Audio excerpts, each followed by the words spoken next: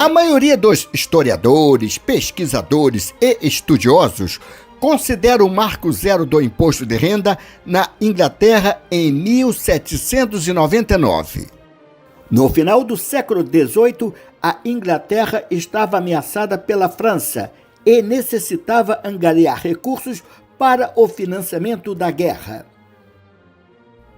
O primeiro-ministro britânico William Pitt viu no imposto de renda a forma de conseguir dinheiro para enfrentar a França.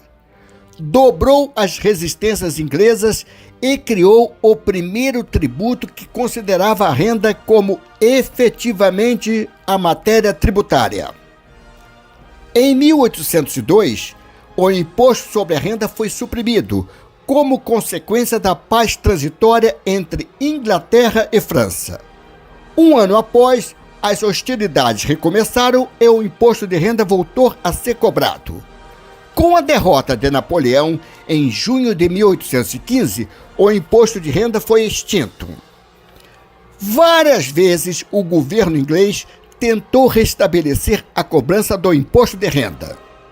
Não conseguiu, porque principalmente a oposição, liderada por Robert Peel, não permitia. Em 1842, Robert Peel, o feroz crítico do imposto de renda, se torna primeiro-ministro. E o que ele faz? Restabelece o imposto de renda.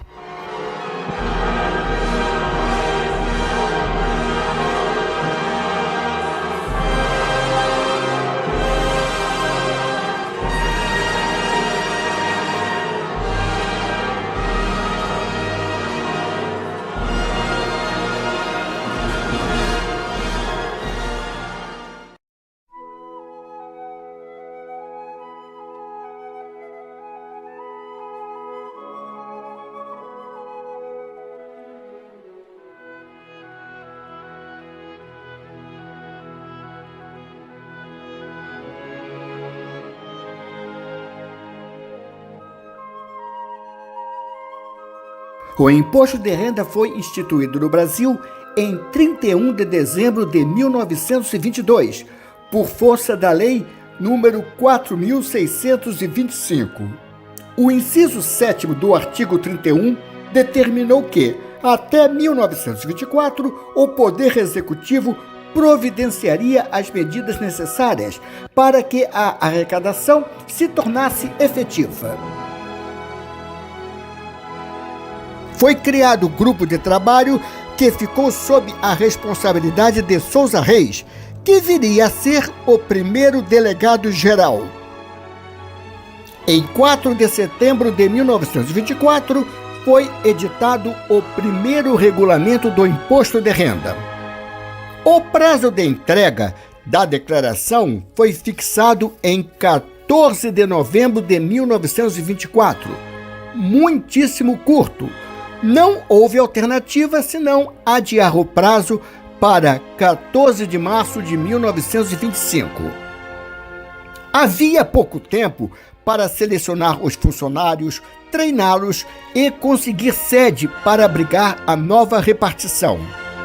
Em cada capital de estado havia uma delegacia e no Distrito Federal, então Rio de Janeiro, a administração central, denominada Delegacia Geral. Procurou-se no Rio de Janeiro um local para abrigar a Delegacia Geral. O prédio do Ministério da Fazenda, localizado na Avenida Passos, estava com todas as salas ocupadas. Foi lembrado que, em 1922, ocorreu a Exposição Internacional do Centenário da Independência e que funcionou até meados de 1923. Alguns prédios estavam sem utilização e poderiam acolher a Delegacia Geral.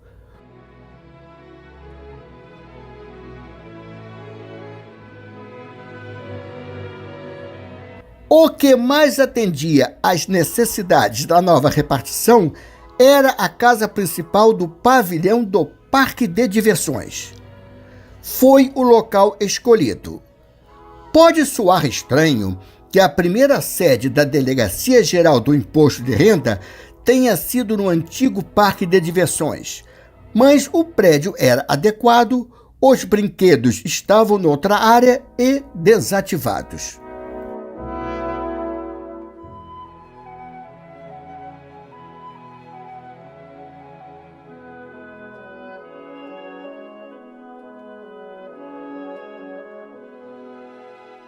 Interessante era que a Delegacia Geral do Imposto de Renda só se referia ao local como provisoriamente no pavilhão fronteiro à Casa de Misericórdia e nunca se referia ao antigo Parque de Diversões.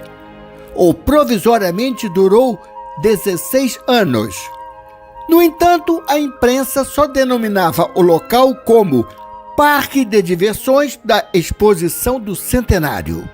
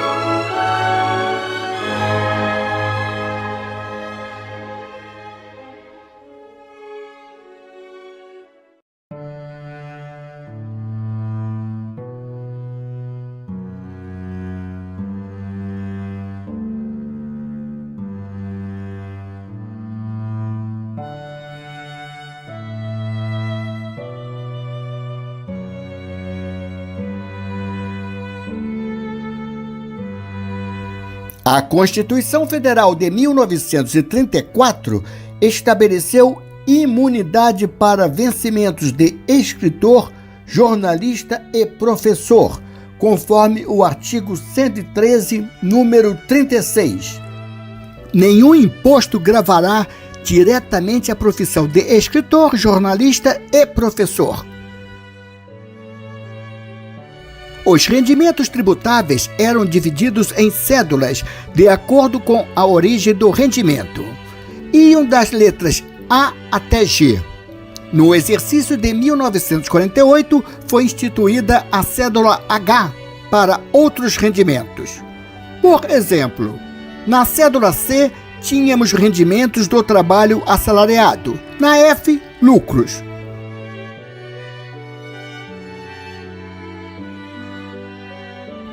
O total do imposto a pagar era a soma do imposto cedular com o imposto progressivo, também conhecido como imposto complementar. O imposto cedular era calculado sobre o rendimento líquido de cada cédula, rendimento bruto menos deduções. Para rendimentos do trabalho, a alíquota era menor e para rendimento de capital, maior. O imposto progressivo era parecido com o calculado hoje. O imposto de renda entendia que a imunidade recaía sobre o imposto cedular, que tinha relação com a profissão. Porém, interpretava que o imposto progressivo incidia sobre os rendimentos e não sobre a profissão. A profissão era uma coisa e os rendimentos outra.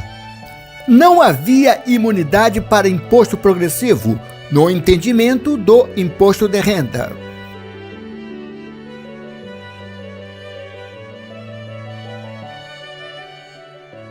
A questão foi polêmica e o debate durou muito tempo. Depois de anos, o Supremo Tribunal Federal considerou que o imposto progressivo dos vencimentos de escritor, jornalista e professor também gozavam de imunidade.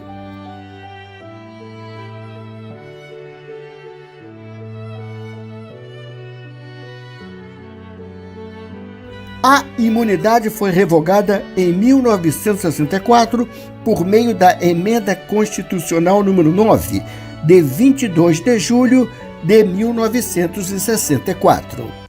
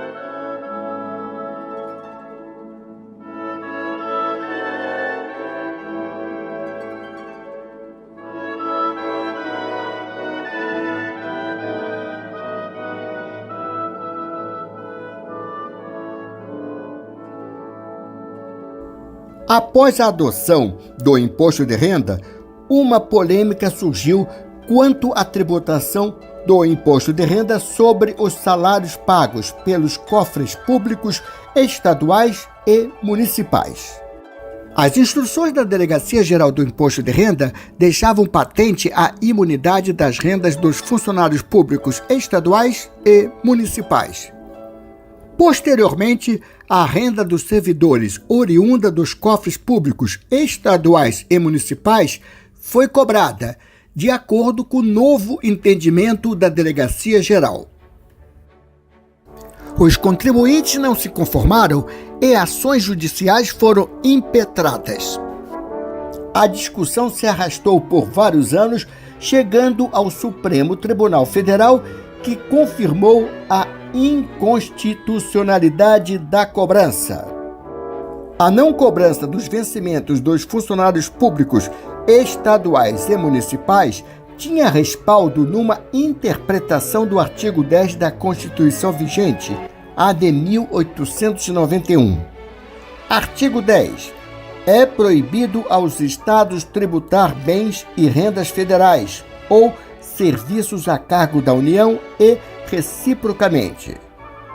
No final da década de 1930, em pleno Estado Novo, o governo editou o Decreto-Lei número 1564 de 1939, tratando da matéria e ignorou a soberania do Poder Judiciário.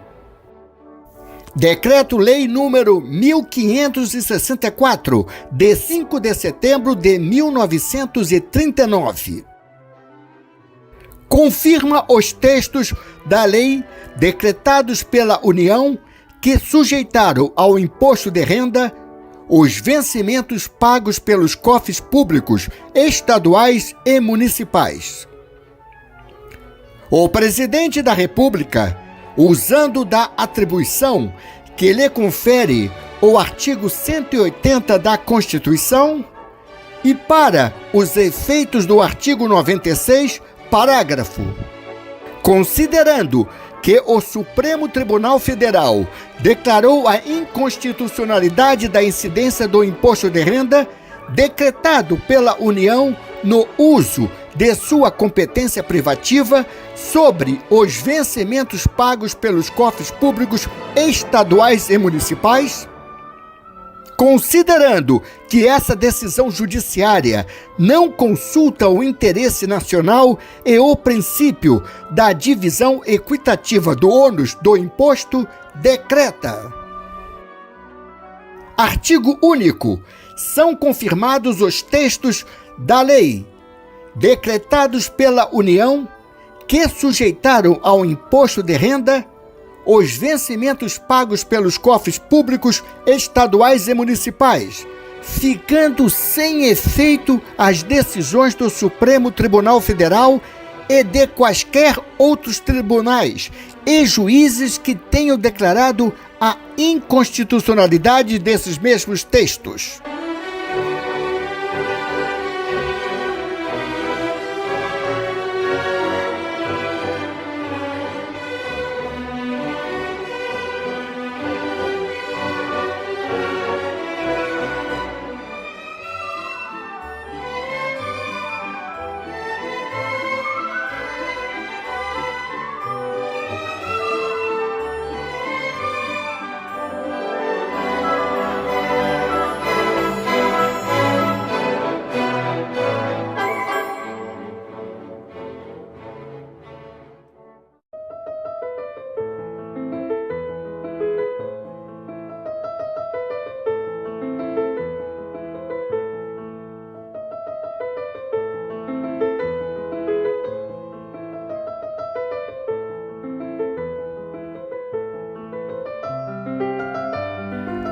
O Decreto-Lei número 3.200, de 19 de abril de 1941, instituiu uma série de medidas sobre a organização e proteção da família. Uma delas ficou conhecida como Imposto de Renda do Solteiro, embora não atingisse exclusivamente os solteiros.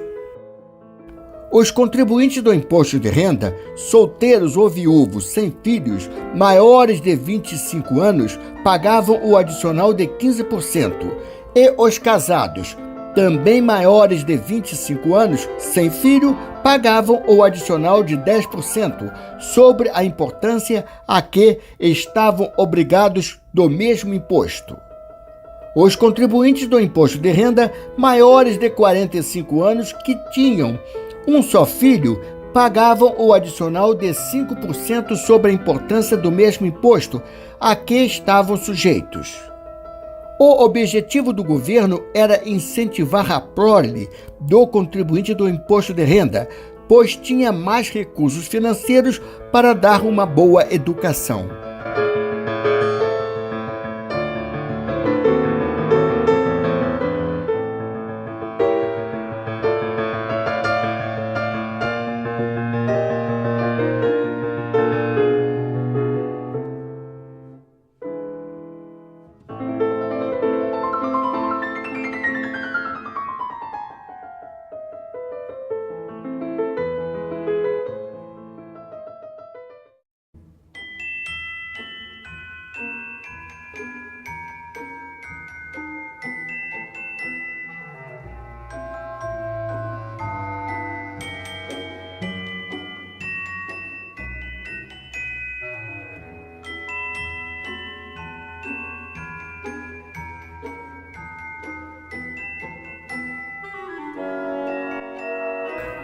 Consoante o artigo 134 do Decreto número 4.178, de 13 de março de 1942, nenhum passaporte seria concedido ou visado sem que o interessado provasse estar quite com o imposto de renda.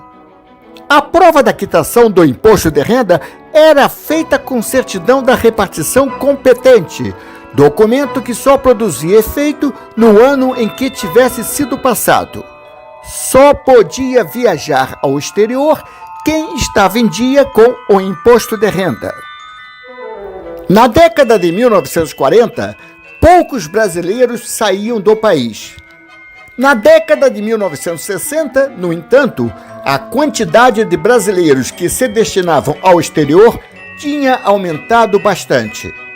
O cerco a quem viajasse ao exterior e não estivesse quite com o imposto de renda atingiu patamares inéditos.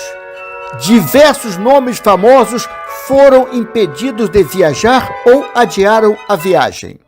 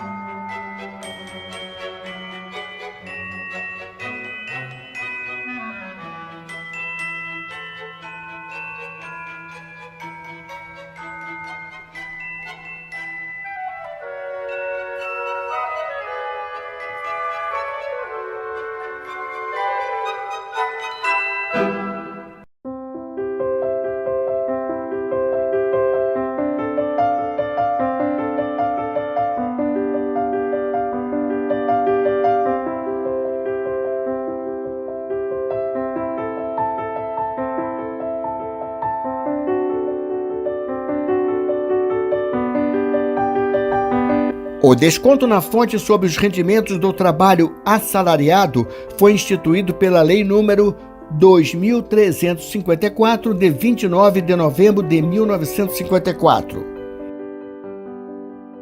Incidia sobre rendimentos do trabalho provenientes do exercício de empregos, cargos ou funções entre 4.167 cruzeiros a 10.000 cruzeiros mensais. No início, o imposto na fonte sobre o trabalho assalariado não era retido para quem oferisse rendimentos mais elevados, pois, nesse caso, o imposto era apurado na declaração de rendimentos. A declaração era lançada manualmente, um processo caro e moroso. O imposto de renda não tinha funcionários suficientes para proceder ao lançamento. A solução encontrada foi diminuir a quantidade de declarações. Quem ganhava mensalmente até 10.000 cruzeiros, ou equivalia a pouco mais de 4 salários mínimos, não apresentava declaração, que era exclusiva para os maiores rendimentos.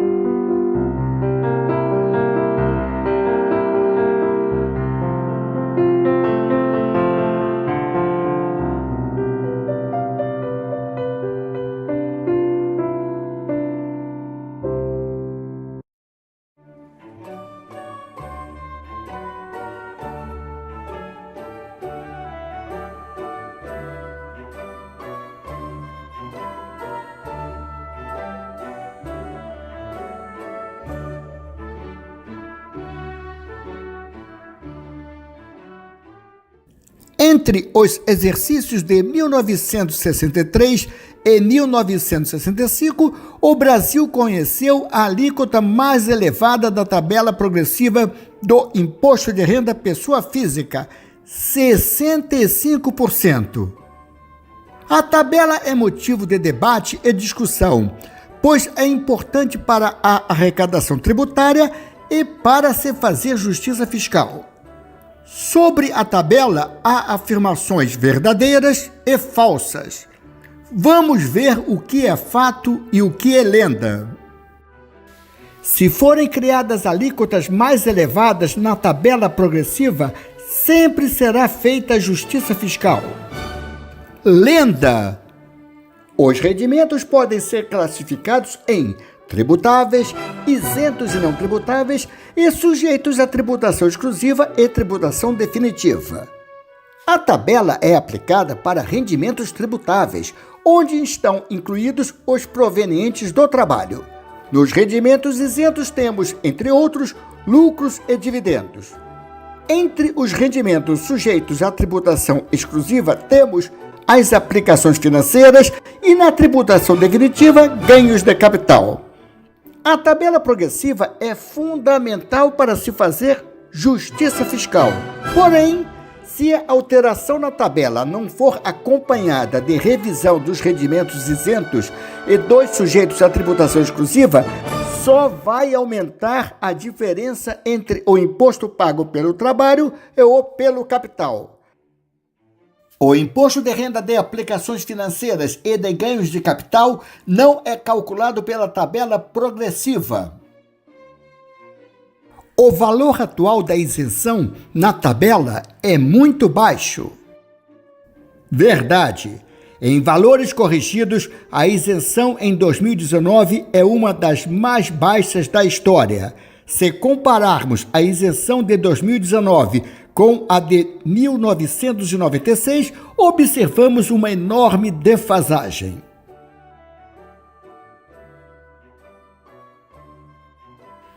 Na história brasileira, nunca a tabela progressiva do IRPF foi indexada. Lenda: por força da Lei nº 3.898, de 19 de maio de 1961, os valores da tabela progressiva do IRPF foram indexados pelo salário mínimo. Vigorou durante 3 exercícios. O valor na tabela progressiva acima do qual todos se enquadram na mesma alíquota é muito baixo. Verdade. No exercício de 2019, quem tinha uma base de cálculo de 7 salários mínimos se enquadrava na alíquota de 27,5%, e quem tinha uma base de cálculo de 7.000 salários mínimos também estava na alíquota de 27,5%. No exercício de 1948, quem tinha uma base de cálculo de 7 salários mínimos estava isento, e quem tinha uma base de cálculo de 7.000 salários mínimos estava na alíquota de 40%. No exercício de 1963, quem tinha uma base de cálculo de 7 salários mínimos estava isento, e quem tinha uma base de cálculo de 7.000 salários mínimos se enquadrava na alíquota de 65%.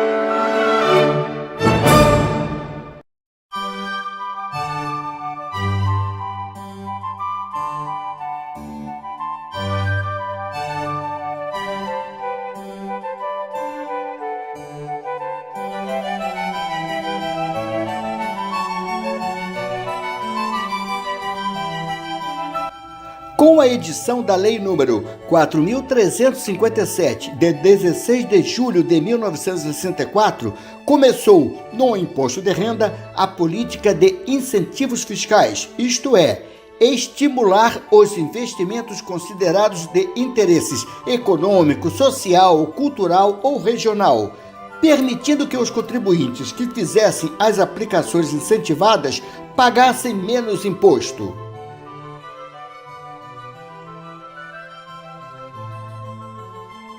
Muito antes de o mundo estar preocupado com questões ambientais, o imposto de renda apoiava a ecologia. A Lei nº 5.106, de 2 de setembro de 1966, dispunha sobre incentivos fiscais concedidos a empreendimentos florestais.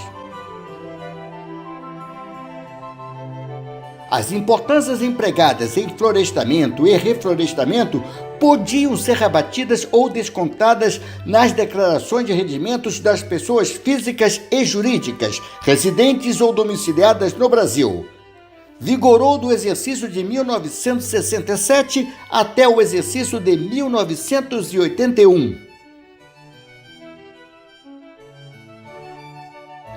Um incentivo fiscal conhecido foi o Certificado de Compra de Ações, criado por meio do Decreto-Lei número 157, de 10 de fevereiro de 1967. A partir da Declaração de Rendimentos do exercício de 1967 até o de 1983, foi facultado à pessoa física reduzir do imposto devido o valor aplicado na aquisição de ações. O objetivo era oferecer ao contribuinte a possibilidade de investir em compra de ações, com uma parte do dinheiro destinado ao pagamento do imposto de renda.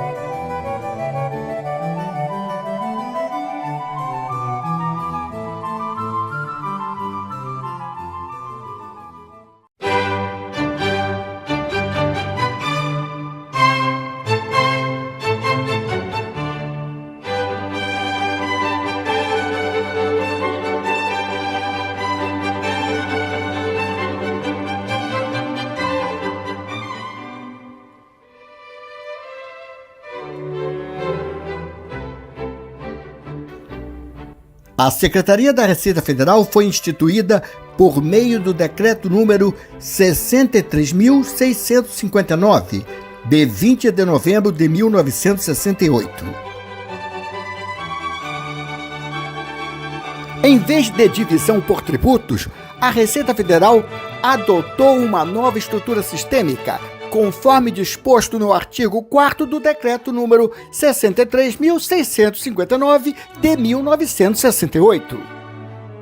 Inicialmente eram 4 sistemas: arrecadação, fiscalização, tributação e informações econômico-fiscais, com vínculos técnicos desde os órgãos centrais até as unidades locais. Com a Receita Federal, houve maior integração fisco-contribuinte, sem que se prejudicassem as atribuições regimentais. Nessa linha, em 1970, foi lançado o primeiro jingle da Receita Federal e do Imposto de Renda, cantado por Elisete Cardoso, uma das maiores cantoras da música popular brasileira.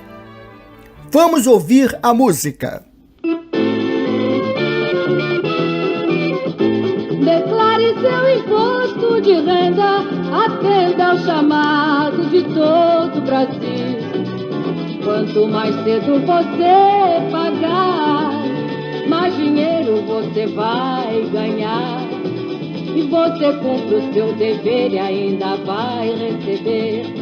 Declare seu imposto de renda, atenda ao chamado de todo o Brasil. Segundo jingle. Mesma música e letra diferente. Declare seu imposto de renda, atenda ao chamado de todo o Brasil. Este ano o negócio é o seguinte: o imposto vai ser menor e você vai ganhar a carteirinha de contribuinte. Declare seu imposto de renda, atenda ao chamado de todo o Brasil. Vamos comentar 2 trechos da música. Primeiro, quanto mais cedo você pagar, mais dinheiro você vai ganhar. O que era isso? Quem pagava antes pagava menos? Sim. Dos exercícios de 1948 a 1965, havia desconto para quem pagava em janeiro, fevereiro ou março. Em 1948, os descontos eram 5% se pago em janeiro, 3% em fevereiro e 1% em março. Em 1975, os descontos eram 8% se pago em janeiro, 6% em fevereiro e 4% em março. O segundo comentário: você vai ganhar a carteirinha de contribuinte. O jingle é do início de 1970 e o CPF foi instituído pouco mais de um ano antes. A carteirinha a que se refere a letra era o SIC, Cartão de Identificação do Contribuinte, que, na época, a Receita Federal enviava por correio a todos os cadastrados. A Receita Federal teve duas identidades visuais. A primeira de 1971 e a atual de 2002. As duas imagens guardam semelhanças. Ambas têm um objeto circular ao centro, circundado por 4 figuras iguais. O objeto circular central representa a moeda como símbolo do tributo pago.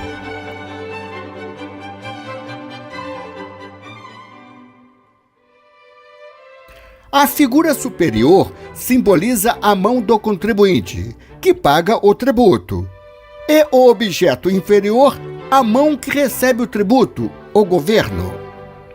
As 4 figuras juntas representam os 4 pontos cardeais para mostrar que o tributo é pago em todo o território nacional e que o processo é dinâmico, de forma que a mão de onde sai o dinheiro recebe a contrapartida em forma de benefícios sociais.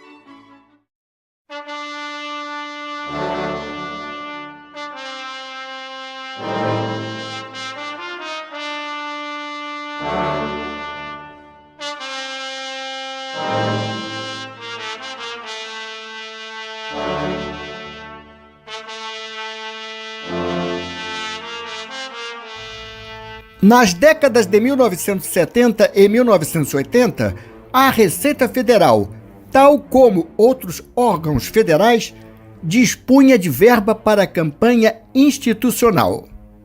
Na Receita, o grande usuário dessa verba era o Programa Imposto de Renda, PIR. No final de 1979, a agência de propaganda contratada pela Secretaria da Receita Federal preparava a campanha institucional para divulgar o Programa Imposto de Renda, PIR, do exercício de 1980, quando foi sugerido o leão como símbolo do PIR 1980. De início, a ideia teve reações diversas, mas mesmo assim a campanha foi lançada. A escolha do leão levou em consideração algumas de suas características. É um animal nobre que impõe respeito e demonstra sua força pela simples presença. É o rei dos animais, mas não ataca sem avisar. É justo, é leal, é manso, mas não é bobo. As peças publicitárias começaram a ser veiculadas no início de 1980. A campanha resultou de imediato numa identificação pela opinião pública do leão com o imposto de renda.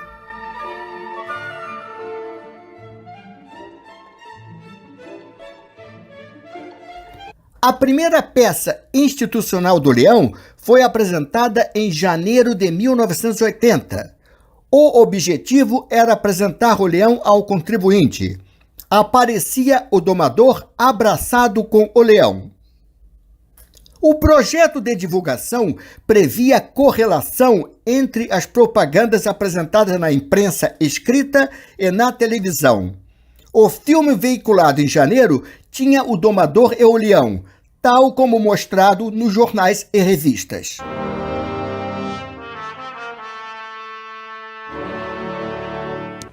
Um dia você vai ter que enfrentar o imposto de renda.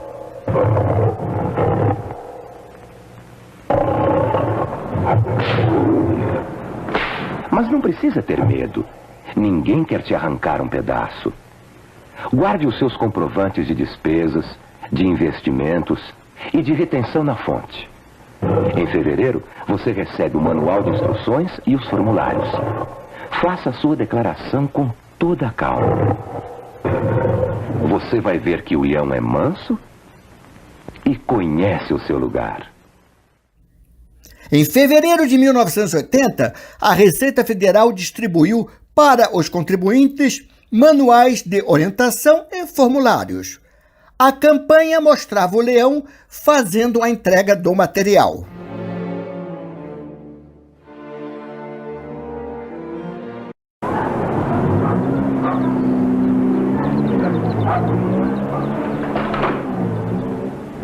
O material para a declaração do imposto de renda já está sendo entregue na sua casa. Guarde com todo cuidado a etiqueta de endereçamento. Ela vai ter que ser usada na sua declaração. Mamãe, tem um leão aí fora. Leia com atenção o manual de instruções. Reúna seus comprovantes e prepare-se para fazer você mesmo a sua declaração. É só o imposto de renda. Conforme você fizer sua declaração, o imposto de renda é um gatinho. Conforme ele vira um leão. Março de 1980 foi a época em que a maior parte dos contribuintes preencheu a declaração. A imagem de março de 1980, nos jornais e revistas, mostrava uma família com o marido preenchendo a declaração, a esposa fazendo crochê, a filha lendo uma revista em quadrinhos, o filho sentado no chão e o leão observando o preenchimento da declaração.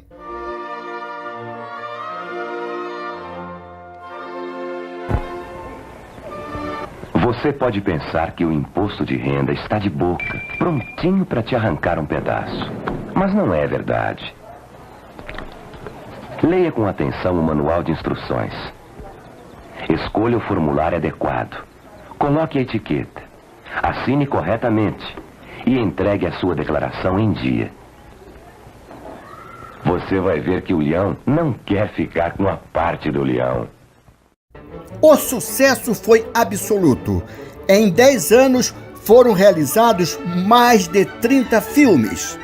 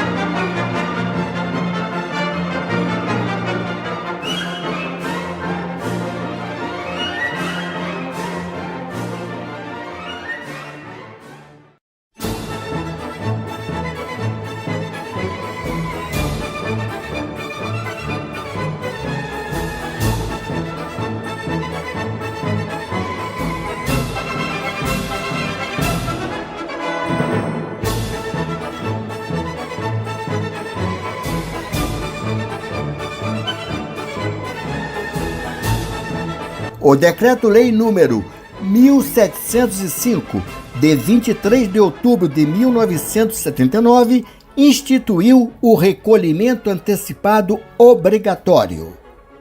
As pessoas físicas que recebessem de outra pessoa física rendimentos decorrentes do exercício sem vínculo empregatício de profissão legalmente regulamentada, bem como os decorrentes de locação, sublocação, arrendamento e subarrendamento de imóveis, deviam antecipar o pagamento do imposto. A antecipação do imposto era efetivada em 4 parcelas, nos meses de abril, julho, outubro e janeiro, calculadas mediante aplicação da alíquota de 10% sobre os montantes dos rendimentos brutos percebidos no trimestre encerrado no mês imediatamente anterior.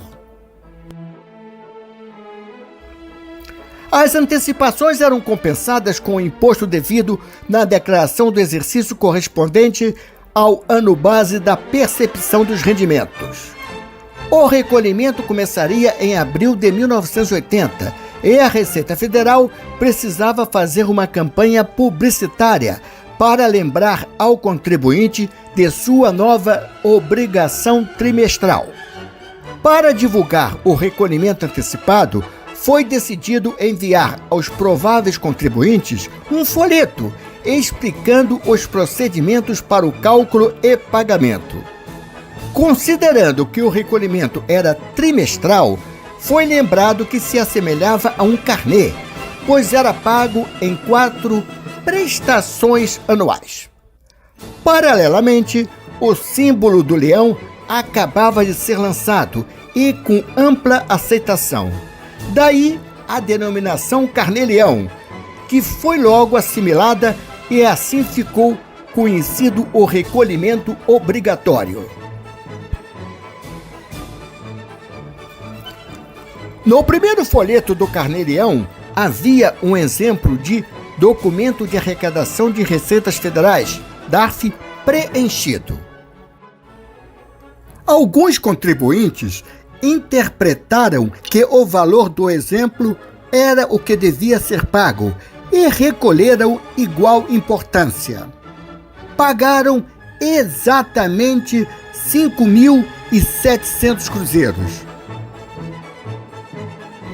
No folheto do segundo trimestre de 1980, o exemplo de DARF tinha a palavra modelo.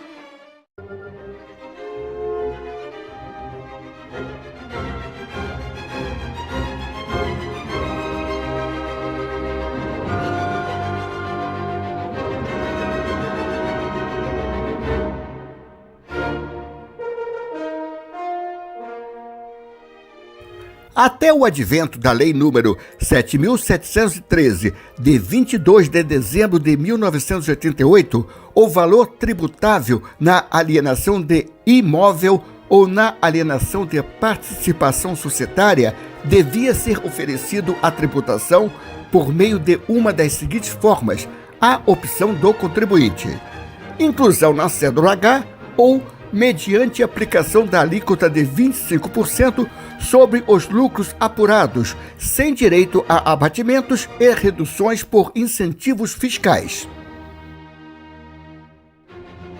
Havia, inclusive, formulários próprios para a apuração: demonstrativo de apuração do lucro imobiliário, DALI, declaração de alienação de participações societárias, DAPS,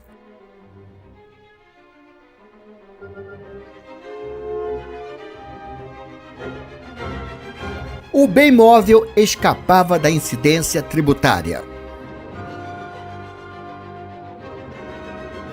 A Lei número 7.713, de 1988, passou a tributar alienação de bem móvel e juntou apuração de lucro na alienação de imóvel, participação societária e móvel numa única expressão: ganhos de capital. Até então, a legislação do imposto de renda não se referia a ganhos de capital. O nome gerou certa confusão, pois muitos entenderam como ganhos de aplicações financeiras.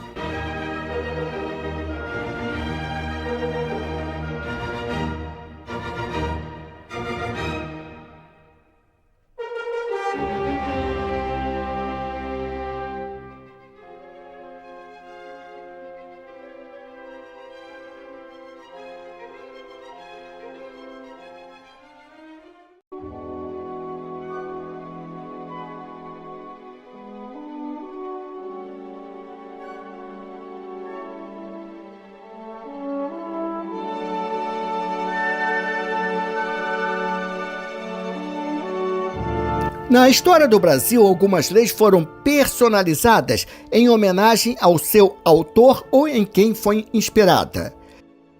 Em 1850, a Lei Eusébio de Queiroz, que proibiu o tráfico de escravos no Brasil, homenagem ao autor e então ministro da Justiça.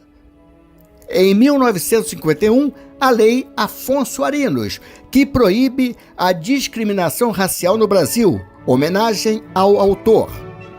Em 2006, a Lei Maria da Penha, criada com o objetivo de punir com mais rigor os agressores contra a mulher no âmbito doméstico e familiar, e homenagem à vítima de violência doméstica durante 23 anos.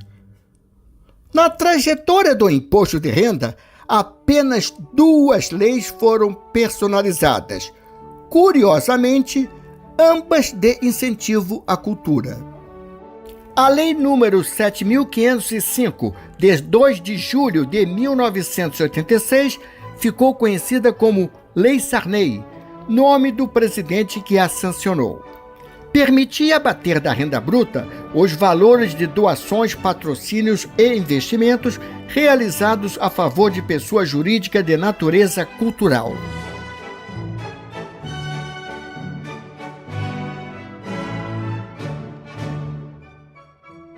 Em 1990, o governo suspendeu os benefícios da Lei Sarney.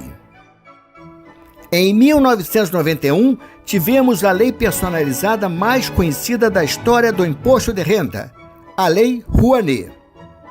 O artigo 26 da Lei número 8.313, de 23 de dezembro de 1991, instituiu o Programa Nacional de Apoio à Cultura, PRONAC, cuja finalidade era a captação de recursos para os diversos setores culturais. Facultou ao doador ou patrocinador deduzir do imposto devido os valores contribuídos em favor de projetos culturais. Ficou conhecida como Lei Rouanet, nome do secretário de Cultura da Presidência da República, embaixador Sérgio Paulo Rouanet.